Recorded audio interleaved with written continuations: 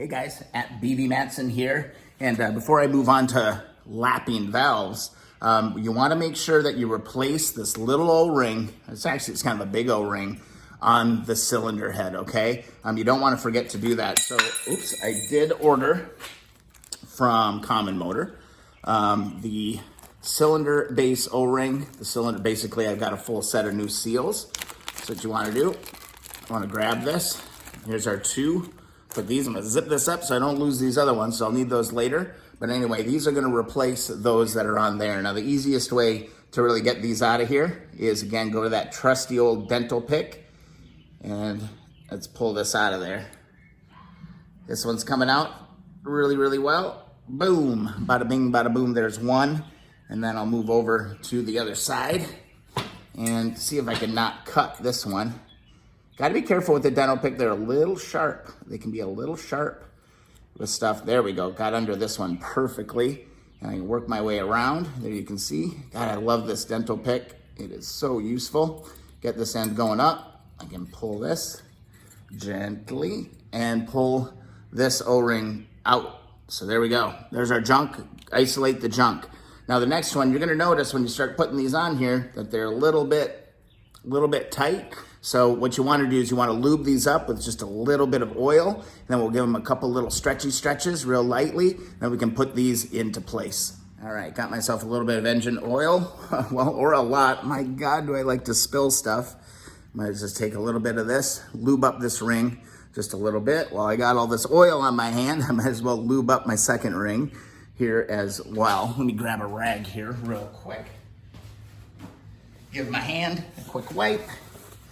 And then what we're gonna do is I'm gonna just give this just a nice little stretch, not much, and get that over. Now there's a little bit of a lip or a little bit of a ring. You also wanna make sure that you're not spinning these as you're putting them on, okay? You don't wanna like roll them on, you wanna push them on, okay? Don't want them to be spinning around on you. Now, that isn't far enough. See how it's still up? This is where your dental pick and your flat side of your dental pick can come in real handy to be able to push this down into position here.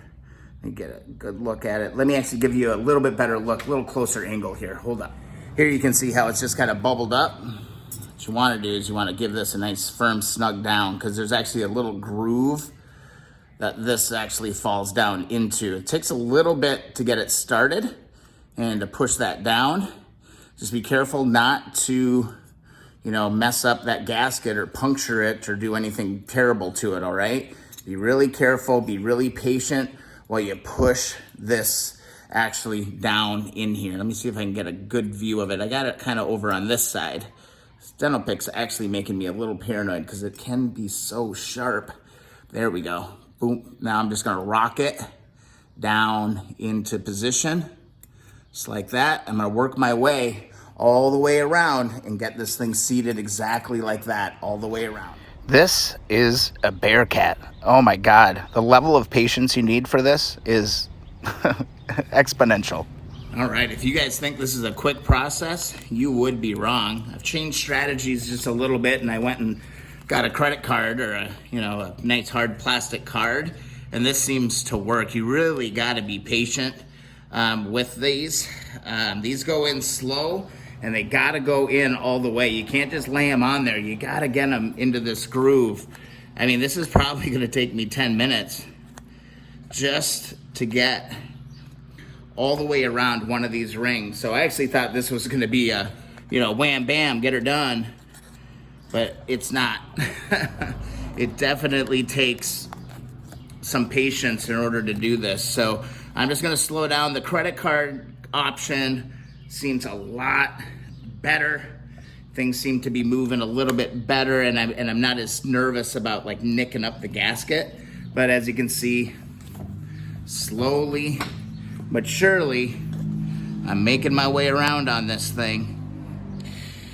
Be patient, guys. Don't rush this one. This is not a quick job. You gotta take your time. All right, guys, I think I got a nice technique that's working really, really well. Take a credit card and then put it up against the edge, and and then use a flathead screwdriver and push down on top, just like this. Let me give you a better look at this because I'm making progress with this method right here. All right, you just take the credit card, put it up against it, and then just slowly work your way around. Might take you a couple passes, but man, you're starting to do well. I had to kind of take it apart because as I was working it, I was stretching out the O-ring and I had a bunch of slack left over. So you kind of got to go straight down with this stuff, and I'm finding that this method right here is the ticket, and I'm making way more progress than I was before. Just kind of, you're kind of putting a buffer in between your tool and the gasket, and that is definitely helping me make progress on this. This is a tricky little bugger, guys. Oof, there we go. One little bit at a time, and I'm just gonna keep working it so I don't run into that stretchy stretch problem. So I'm liking this though. This is working out really well. See, there you go. I made this process, and now I just got to keep working it around. So credit card and a flathead screwdriver seem to be doing the trick. I ain't gonna lie, I wouldn't wish putting these in on my worst enemy. These O-rings are really tough. What I'm noticing is if I compare the O-ring I got from Common Motor with the originals, they're actually quite a bit thinner. The originals are quite a bit thinner, and I'm having a hell of a time getting these in. I can get it all the way around. I've actually started over like 3 times. But then it always binds up, and I have a big loop out that I have to try and stuff in. It's nearly impossible to get these things in. So I think I'm gonna do some additional research. Maybe there's a tool out there to help with this, or better yet, I may just go and get a set of OEM rings, because, you know, if I take one of these off, there's a pretty stark difference in the width of that. You know, here's the Common Motor one right here, and then here's the OEM, the one that came off the bike.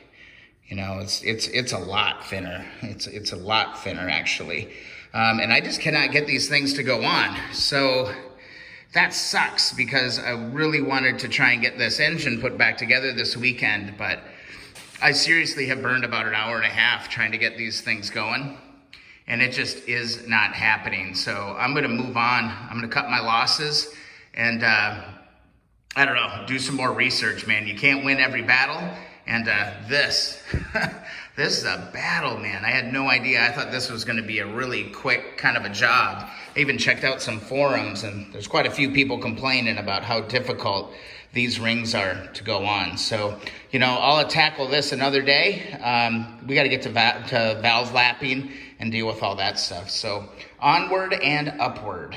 Thanks for watching, guys. If you enjoy the video or share in my frustration, please thumbs up the video. Also, please subscribe and follow along at BB Matson on Instagram and Twitter. Thanks so much, guys. We'll see you in the next video. We're getting down into some nitty-gritty stuff.